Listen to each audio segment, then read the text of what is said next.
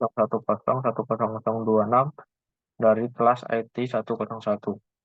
Kemudian pada kesempatan ini saya akan mempresentasikan tentang tugas saya sebagai nilai untuk UTS pada mata kuliah Arsitektur dan Organisasi Komputer yang diampu oleh Bapak Catur Nugroho. Kemudian yang pertama ini merupakan isi dari apa yang akan saya bahas. Yang pertama ada bab 1 pendahuluan, yaitu ada latar belakang, kemudian rumusan masalah, yang ketiga tujuan penelitian, kemudian bab 2 pembahasan. Yang pertama ada Computer Based Information System atau CPIS, yang kedua ada struktur utama komputer, kemudian sistem bus, nomor 4 memori komputer, yang kelima cache memori, kemudian yang terakhir bab 3 penutup berisi kesimpulan. Baik, saya lanjutkan. Bab 1 pendahuluan, latar belakang.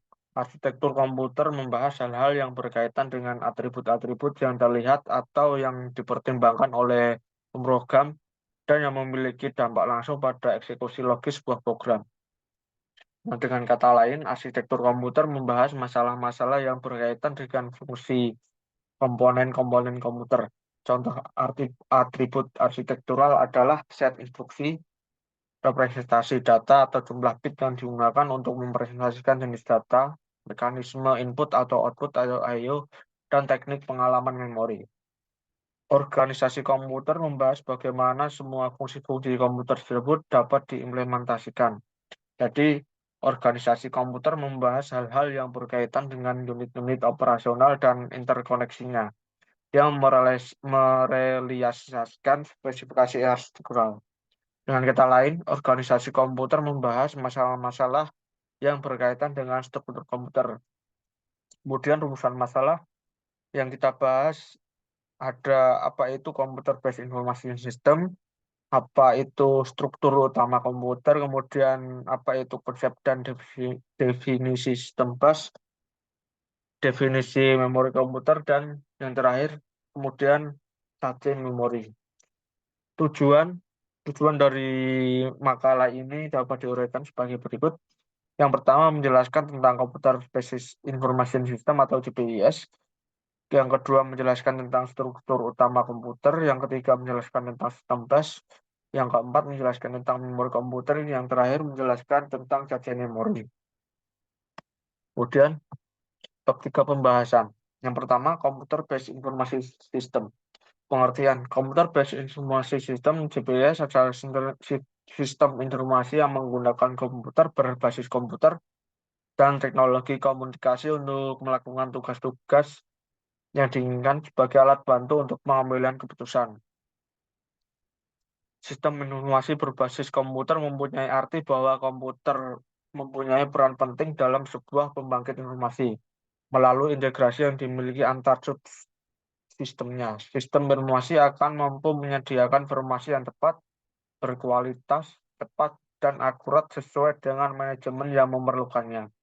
Dapat pula didefinisikan bahwa Computer Based Information System atau CPIS adalah sistem pengelolaan data menjadi sebuah informasi yang berkualitas dan bisa digunakan sebagai alat bantu untuk mendukung pengambilan keputusan, koordinasi, kendali, dan visualisasi serta analisis. Contoh Computer Based Information System ada 5. Yang pertama sistem informasi akuntansi atau CIA. Kemudian yang kedua sistem informasi manajemen SIM, yang ketiga sistem pendukung keputusan DDS atau Decision Support System, yang keempat sistem otomatisasi kantor atau OA, yang terakhir ada sistem bakar atau expert system. Kemudian komponen komputer based system ada 4. Yang pertama ada perangkat keras atau hardware, yang kedua perangkat lunak atau software, kemudian data, yang terakhir jaringan atau networking. Fungsi CPIS sendiri, yang pertama itu untuk menghasilkan informasi yang cepat, akurat, dan terpercaya. Kemudian dapat menghemat waktu, biaya, dan tenaga. Selanjutnya meningkatkan penghasilan dalam perusahaan yang berbasis ekonomi. Kemudian untuk meningkatkan efektivitas dan pengembangan teknologi serta pengembangan personel. selanjutnya sebagai sumber data, yang terakhir untuk meningkatkan kreativitas. Tujuan. Tujuan CBIS yaitu tujuan utama diimplementasikan CBIS dalam sebuah organisasi sebagai sebuah solusi perangkat lunak untuk akuntansi, manufaktur, penggajian, pembelian, distribusi, dan lain-lain. Selain itu, juga dapat mengintegrasikan solusi perangkat lunak atau software mereka yang terpisah sehingga dapat memungkinkan bagi manajemen untuk melakukan pemantauan apa saja yang sedang terjadi di mana saja secara real time. CBIS merupakan langkah yang signifikan dari sistem lama, di mana CBIS ini menggunakan proses harian, mingguan, dan bulanan untuk memperbarui suatu file. Kemudian, sejarah komputer. Sejarah komputer ini terbagi menjadi 5 generasi yang dimulai sejak tahun 1940. Yang pertama ada generasi pertama pada tahun 1940 sampai 1959. Komputer generasi pertama memulai berkembang pada Perang Dunia II dan dikembangkan oleh negara yang membutuhkannya untuk perang. Komputer ini memiliki bentuk yang besar dan menggunakan tabung tanpa udara. Perkembangan komputer pertama kali dipelopori oleh Konrad Zuse dari Jerman pada tahun 1941 yang menciptakan komputer bernama Z3 untuk merancang pesawat dan peluru. Kemudian generasi kedua pada tahun 1959 sampai 1965. Komputer generasi kedua menggunakan transistor dan dioda untuk menggantikan tabung vakum, walaupun keduanya juga mudah terbakar. Pada komputer generasi kedua ini diperkenalkan cara baru untuk menyimpan data, yaitu dengan penyimpanan secara magnetik. Penyimpanan secara magnetik menggunakan besi-besi lunak yang dililit oleh kawat. Kecepatan proses komputer generasi kedua lebih cepat dibandingkan ke generasi pertama. Kemudian yang ketiga, komputer generasi ketiga dibuat dengan menggabungkan beberapa komponen di dalam suatu tempat. Yang keempat ada komputer generasi keempat pada tahun 1971 sampai 1980. Komputer generasi keempat masih menggunakan IC atau chip untuk pengolahan data dan penyimpanan data. Komputer generasi ini lebih maju karena di dalamnya terdapat beratus ribu komputer transistor. Kemudian yang terakhir ada generasi kelima sekarang dan masa depan. Generasi kelima komputer dipelopori oleh negara Jepang dan sudah memulai menggunakan standar PC. Untuk selanjutnya, struktur utama komputer. Pengertian struktur utama komputer didefinisikan sebagai cara-cara dari tiap-tiap komponen yang menyusun komputer saling berkaitan. Komponen-komponen disusun dengan alur bus yang mengalirkan data, alat, dan pengendalian antar komponen tersebut. Struktur komputer sendiri terdiri dari yang pertama ada Central Processing Unit atau CPU, kemudian memori utama berfungsi sebagai penyimpanan data, yang ketiga ada I/O berfungsi memindahkan data ke lingkungan luar atau perangkat lainnya, kemudian yang terakhir ada sistem interconnection, merupakan sistem yang menghubungkan CPU, memori utama, dan I/O. Fungsi komputer yang pertama yaitu ada penginputan data, kemudian pemrosesan data, ketiga output data dan informasi, yang terakhir ada penyimpanan informasi dan data. Arsitektur komputer. Arsitektur von Neumann. Arsitektur von Neumann adalah arsitektur komputer yang menempatkan program room, read-only memory, dan data RAM atau random access memory dalam peta memori yang sama. Von Neumann memiliki data bus tunggal dan address untuk mengalamati program. Arsitektur yang diciptakan oleh John von Neumann pada tahun 1903 sampai 1957. Contoh dari microcontroller yang memakai arsitektur von Neumann adalah keluarga 68HC05 dan 68HC11 dari Motorola. Nah, arsitektur von Neumann ini menggambarkan komputer dengan 4 bagian utama, yaitu yang pertama ada unit aritmatika dan logis atau ALU, kemudian unit counter atau CU, kemudian memori, alat masukan atau I/O. Untuk selanjutnya arsitektur hardware. Arsitektur hardware memiliki dua memori yang terpisah. Satu untuk program ROM dan satu untuk data RAM. Yang mana arsitektur ini merupakan kebalikan dari arsitektur komputer model non-Neumann. Jika non-Neumann menggabungkan ROM dan RAM menjadi satu, maka arsitektur Harvard, maka kedua memori tersebut dipisahkan. Kesimpulannya adalah arsitektur non-Neumann, arsitektur komputer yang menempatkan program ROM dan data dalam peta memori yang sama. Arsitektur ini memiliki address dan data bus tunggal untuk mengalami program atau instruksi dan data.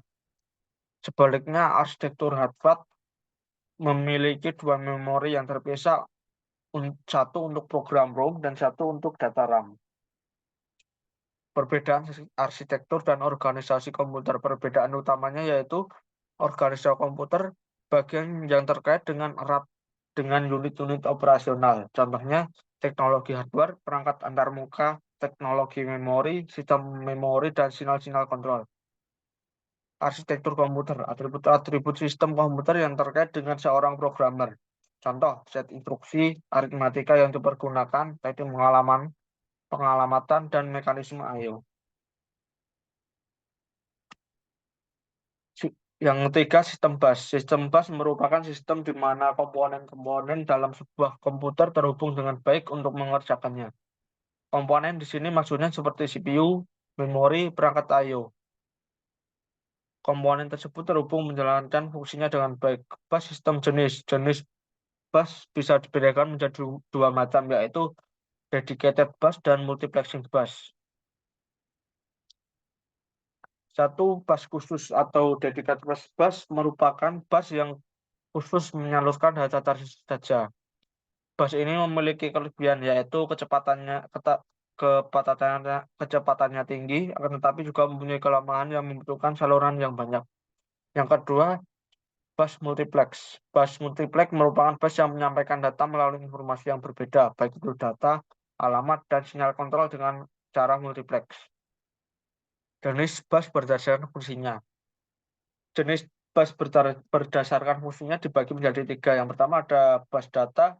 Bus data terdiri dari 4 jalur, 8, 16, 32, dan 64. Kemudian bus alamat. Address bus merupakan alamat dari modul data. Address bus sendiri bersifat dua arah, seperti CPU memberikan alamat yang ingin dituju. Kemudian yang terakhir ada bus kendali. Kontrol bus merupakan untuk mengontrol data bus dan alamat bus, serta mengontrol semua modul yang ada.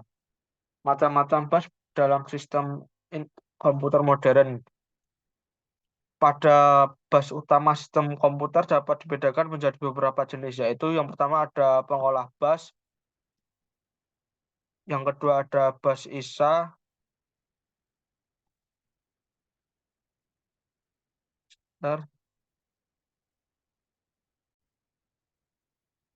yang ketiga ada bus PCI, dan terakhir ada bus AGB.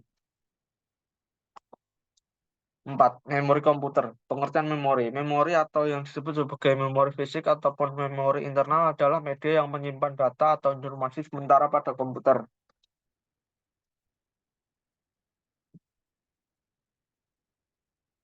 Kemudian memori sendiri terbagi menjadi beberapa. Yang pertama ada RAM, Random Access Memory. RAM digunakan untuk menyimpan data sementara yang dapat diakses oleh prosesor saat diperlukan. Yang kedua ada ROM, Read Only Memory. ROM adalah media penyimpanan yang bersifat permanen dan tidak memungkinkan data di dalamnya dapat dimodifikasi. Kemudian SRAM, Static Random Access Memory. SRAM merupakan jenis RAM yang menyimpan data di dalamnya selama komputer masih menyala. Yang keempat, DRAM, Dynamic Random Access Memory. DRAM merupakan jenis RAM yang banyak digunakan di dalam komputer sebagai memori utama yang harus disegarkan oleh CPU secara berkala agar data di dalamnya tidak hilang. Yang kelima ada SDRAM, Synchronous Dynamic Random Access Memory. SDRAM adalah jenis DRAM memori komputer dinamis yang termasuk memori komputer kategori solid state yang telah disinkronasi oleh clock system, di mana kecepatannya lebih tinggi dari DRAM. Yang keenam ada CMOS, Complementary Metaoxide Semiconductor. CMOS adalah sebuah chip dari rangkaian terintegrasi yang digunakan di mikroprosesor, RAM statis, pengontrol mikro, dan sirkuit logika digital lainnya. Yang ketujuh ada DIMM, Dual Inline Memory Module. DIMM terdiri dari serangkaian sirkuit terpadu di RAM. Kemudian yang ke-8 ada cache memori. Cache memori merupakan memori yang berukuran kecil, bersifat sementara, dan percepatan tinggi yang digunakan untuk menyimpan data ataupun instruksi. Fungsi memori. Fungsi memori sendiri yaitu ada 3. Yang pertama, menyimpan data dari perianti masukan sampai data dikirimkan ke ALU untuk proses lebih lanjut. Yang kedua, menyimpan data hasil pemrosesan ALU sebelum dikirim ke piranti keluaran. Yang terakhir, menampung instruksi ataupun program dari piranti masukan ataupun piranti pengingat sekunder. Karakteristik memori. Berikut merupakan beberapa karakteristik dari memori internal. Yang pertama, lokasi memori. Memori internal yang sering disebut sebagai memori fisik, primer ataupun utama terletak di dalam CPU dan bersifat internal terhadap sistem komputer. Kedua, kapasitas memori. Biasanya kapasitas memori internal dinyatakan dalam bentuk byte atau word. Panjang word pada umumnya adalah 8, 6, 16, dan 32 bit. Yang ketiga, satuan transfer. Satuan transfer itu sama dengan jumlah saluran data yang masuk dan keluaran dari modul memori. Kemudian metode akses memori ada sequential access, direct access, random access, dan associative access. Kinerja memori. Berikut merupakan 3 buah parameter untuk mengukur kinerja sistem memori. Yang pertama ada waktu ke akses atau access time. Untuk memori internal atau RAM, waktu akses adalah waktu yang diperlukan untuk melakukan operasi baca atau tulis. Kemudian waktu siklus atau cycle time. Waktu siklus adalah penjumlahan dari waktu akses dan waktu transition hingga sinyal menghilang dari saluran sinyal atau untuk menghasilkan kembali data jika data ini dibaca secara destruktif. Kemudian laju pemindahan atau transfer rate. Transfer rate merupakan kecepatan pemindahan data ke unit memori ataupun data yang ditransfer dari unit memori. Jenis fisik memori. Adapun jenis fisik memori internal atau RAM adalah memori semikonduktor. Kemudian karakteristik fisik memori. Memori internal atau RAM termasuk memori volatil yang artinya bersifat sementara. Organisasi adalah pengaturan bit dalam penyusutan word secara fisik. Cara kerja memori. Memori berbentuk seperti sel yang terdiri dari sepotong kecil informasi. Informasi di dalam memori dapat berupa data ataupun instruksi kepada komputer untuk melakukan sesuatu. Data di dalam memori dapat menjadi suatu perintah untuk keadaan tertentu. Informasi disimpan dalam memori sebagai angka biner. Nah, informasi yang masih belum berbentuk biner nantinya akan di-encode atau diuraikan oleh instruksi-instruksi yang akan memecahkan menjadi urutan angka. Cache memori. Cache memori yaitu penyimpanan sementara untuk menyimpan data akses instan yang digunakan oleh prosesor. Fungsi cache memori yang pertama yaitu mempercepat proses akses data, kemudian meringankan kerja prosesor, yang ketiga menjadi perantara untuk CPU dan memori utama, kemudian yang terakhir meningkatkan performa memori. Jenis cache memori. Cache memori dibagi menjadi 3, yaitu cache disk, kemudian cache server, kemudian web cache. Cara kerja memori cache. Memori cache bekerja dengan cara menyimpan data instruksi yang sering digunakan dalam jet yang lebih kecil, lebih cepat, dan lebih mahal daripada RAM. Ketika CPU membutuhkan data atau instruksi, memori cache akan menjadi tempat pertama yang dicari. Jika data atau proses tersebut tidak ditemukan di memori cache, maka CPU akan mencarinya di RAM. Kemudian jika data atau proses tersebut tidak ditemukan di memori cache, maka CPU akan mencarinya di RAM. Memori cache memiliki ukuran yang kecil, mulai dari beberapa KB atau kilobyte sampai MB atau megabyte. Selain itu, cache memori memiliki level yang berbeda-beda. Semakin tinggi levelnya, maka semakin besar kapasitas memorinya. Kemudian tipe-tipe atau level cache memori. Yang pertama ada level 1, kemudian ada level 2, level 3, kemudian level 4. Kesimpulan, Computer-based informasi system adalah sistem informasi yang menggunakan komputer berbasis komputer dan teknologi komunikasi untuk melakukan tugas-tugas yang diinginkan sebagai alat bantu untuk pengembangan keputusan. Terdapat 4 macam dalam CPIS, di antaranya sebagai berikut. 1. Perangkat lunak atau hardware. Kedua, perangkat lunak atau software. Ketiga, data. Kemudian jaringan networking. Struktur komputer komputer didefinisikan sebagai cara-cara dari tiap komponen yang menyusun komputer saling berkaitan. Komponen-komponen disusun dengan alur-alur bus yang mengalirkan data, alat, dan pengendalian antar komponen tersebut. Sistem bus merupakan sistem di mana komponen-komponen dalam sebuah komputer terhubung dengan baik untuk mengerjakannya. Memori atau yang disebut sebagai memori fisik atau memori internal adalah media yang menyimpan data atau informasi secara sementara pada komputer. Memori merupakan komponen yang penting di dalam suatu komputer yang berada di dalam CPU. Dengan berbagai fungsi yang ada, maka keberadaan CC memori adalah krusial pada setiap komputer sebagai alat mendukung pengalaman pengguna, terutama sejak era komputer pribadi berkembang. Ini mencegah pengguna memulai ulang penyimpanan, dan akses data setiap mereka membuka situs web atau aplikasi. Demikian apa yang dapat saya sampaikan pada presentasi kali ini. Apabila ada kekurangan, mohon maaf. Wassalamualaikum warahmatullahi wabarakatuh.